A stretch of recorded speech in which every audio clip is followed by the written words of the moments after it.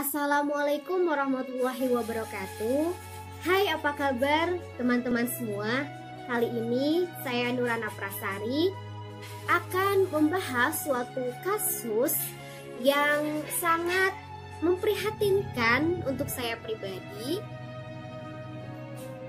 Karena kasus ini menimpa pada umumnya gitu pada generasi muda Indonesia. Karena umur-umur remaja itu tingkat keingintahuannya akan sesuatu sangat tinggi. Tetapi media yang dia peroleh informasi akan hal itu disalahgunakan oleh mereka. Suatu itu adalah tentang seks bebas di kalangan anak muda sekarang ini. Kali ini saya akan membahas mengenai seks bebas dalam perspektif agama dan kesehatan. Karena saya seorang muslim, maka saya akan membahas perspektif Islam. Pertama-tama adalah, tahu nggak sih teman-teman, bagaimana Islam memandang tentang seks bebas dan bagaimana kaitannya dengan dunia kesehatan? Pertama, saya akan menjelaskan mengenai pengertian tentang seks bebas itu sendiri. Seks bebas adalah hubungan seksual yang dilakukan oleh laki-laki dan perempuan di luar adanya ikatan pernikahan. Lalu, bagaimana pandangan Islam mengenai seks bebas itu sendiri? Dalam hadis riwayat Baihaqi dari Anas yang dikutip oleh Mujab Mahali, ada 6 perkara yang akan diberikan oleh Allah kepada para pezina baik di dunia maupun di akhirat. Ketiga perkara yang akan diberikan oleh Allah di dunia adalah yang pertama, hilangnya kewibawaan dari wajahnya. 2, berkurangnya barokah umur. Dan yang ketiga, dilanda kekafiran yang terus-menerus. Sedangkan 3 perkara yang akan diberikan oleh Allah di akhirat, yang pertama adalah mendapatkan kemurkaan Allah, dihisab dengan berat, dan akan mendapatkan siksa neraka. Dalam Islam sendiri, seks bebas atau seks pranikah dibagi menjadi 2. Yang pertama adalah Ghairu muhsan atau seks bebas yang dilakukan oleh orang yang belum menikah. Sedangkan muhsan adalah seseorang yang sudah menikah. Islam yang sumber hukum utamanya berasal dari Al-Quran, maka hukuman yang akan didapatkan oleh para pezina, baik itu yang sudah menikah atau belum, akan dikenai hukuman 100 kali cambuk. Hukuman untuk para pezina ini diperkuat dalam hadis yang menerangkan bahwa hukuman untuk para pezina muhsan yaitu harus dirajam, yaitu kepala dari badan sampai kepala dikubur dan dilempari oleh batu sampai meninggal. Sedangkan untuk pezina ghairu muhsan itu akan dihukum 100 kali cambuk dan akan diasingkan ke tempat lain. Sebenarnya teman-teman, Allah Maha mengetahui segalanya. Kenapa Allah sampai melarang perbuatan zina? Pasti ada sebabnya.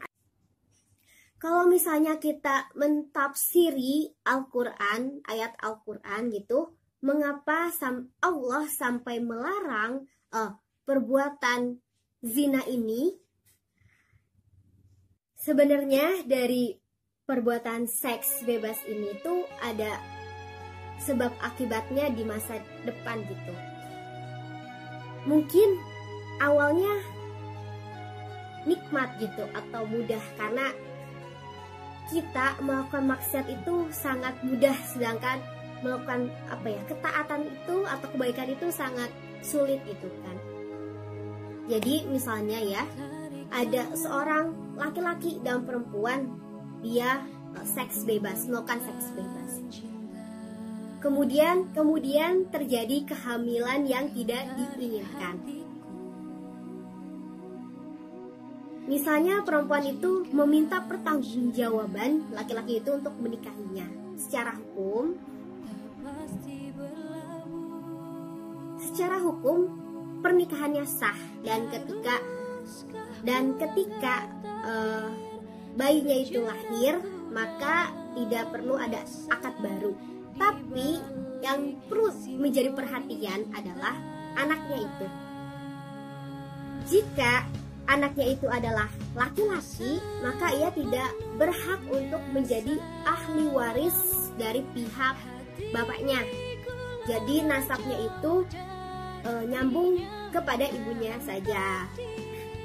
Yang perlu diperhatikan di sini adalah jika anak yang lahir itu adalah perempuan, maka ia akan mendapatkan double, yaitu pertama, dia tidak akan mendapatkan hak untuk menjadi ahli waris ayahnya, dan ayah kandungnya tidak bisa menjadi wali nikahnya. Sehingga anak perempuan tersebut jika ingin menikah harus menggunakan wali hakim dan harus mengajukan permohonan ke pengadilan untuk mengajukan wali hakim.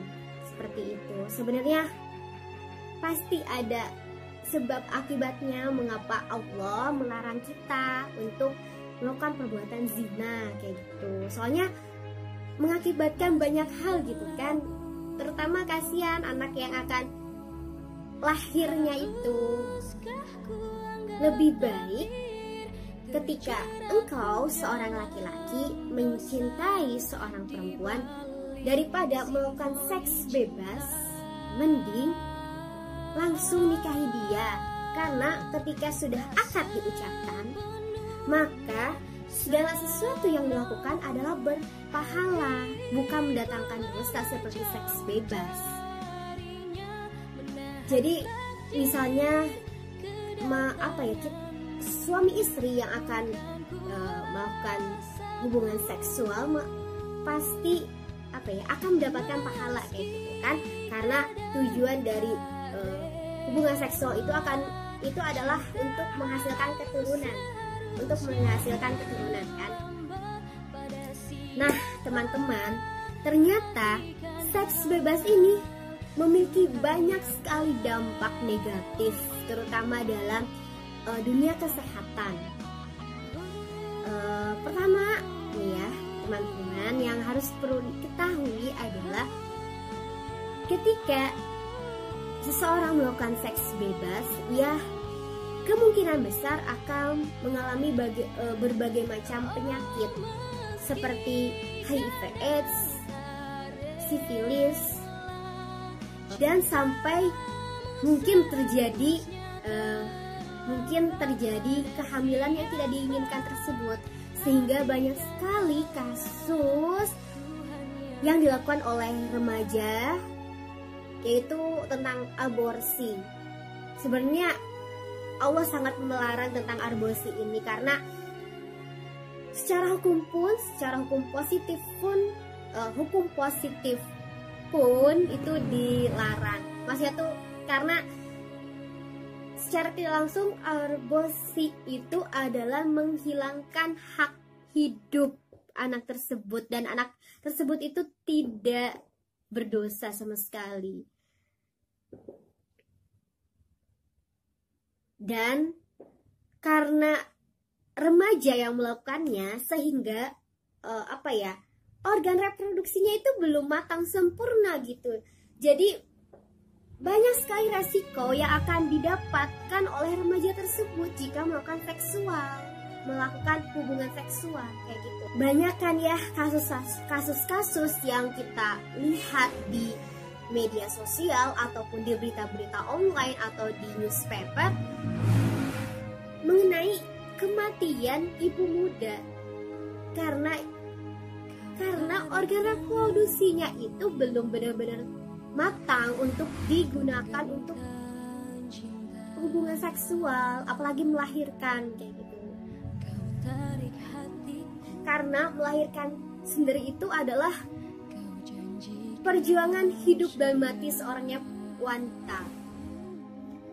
Nah teman-teman, ternyata banyak sekali dampak negatif dari seks bebas tersebut. Kalau saya jelaskan kembali itu, kalau misalnya di dunia kesehatan itu, seks bebas itu akan mengakibatkan terjadinya terkena penyakit menular seksual dan HIV/AIDS. PMS atau penyakit menular seksual adalah penyakit yang dapat ditularkan melalui hubungan seksual dengan berganti-ganti pasangan, baik menggunakan vagina, oral maupun anal. Dengan demikian teman-teman, ternyata seks bebas ini selain mendapatkan dosa, ternyata banyak sekali dampak negatifnya, terutama di dunia kesehatan. Oleh karena itu, jika engkau mencintainya, menyayanginya, maka nikahilah ia. Ikatlah ia dengan ikatan yang sah dan suci, sehingga apapun yang engkau lakukan terhadapnya akan mendatangkan pahala selagi tidak bertentangan dengan syariat. Demikian dari saya. Wassalamualaikum warahmatullahi wabarakatuh. Sampai jumpa di pembahasan yang selanjutnya. Sampai jumpa teman-teman.